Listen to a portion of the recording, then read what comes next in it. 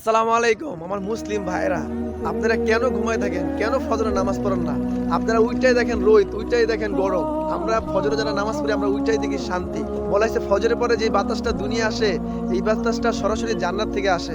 এই বাতাস শরীরে লাগার কারণে শরীরে কোনো অসুখ বিসুখ থাকে না ইনশাআল্লাহ। এটা আমরা 25 বছর আগে যাদের 8-9 বছর ছিল তারা কিন্তু আমরা এরকম শীতের ভিতরে রোজা রাখছিলাম। ঈদের নামাজটা কিন্তু আমাদের আব্বা আম্মা গরম পানি দিয়ে আমাদের গোসল করাইতো। তো সেই দিনের কথা এখন মনে পড়ে গেল।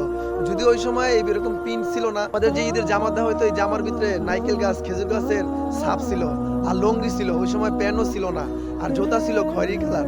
তো যারা আমরা 25 বছর আগে যারা রোজা রাখছি, যারা ঈদ করছি, এই দিন দেখে আমার সেই দিনের কথা মনে পড়ছে। যখন আমরা ঈদের সালামি চাইতাম তখন আমার আব্বা আম্মা 1 টাকা দিত, 2 টাকা দিত, তা নিয়ে আমরা শান্তি।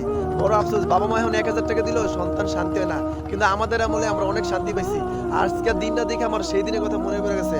অন্তত আজকে আমার জানান এই 25 বছর আগে শীতের ভিতরে কেরা ঈদ পাইছেন, কেরা আমার মতন ছাপালা নাইকেল গাছ খেজুর গাছের জামা পরছেন, কেরা লঙ্গি পরছেন, কেরা খড়ি কালার জুতা পরছেন, আর কেরা 2 টাকা 1 টাকা পাইছেন, সবাই জানান এই দিনের কথা কের মনে আছে।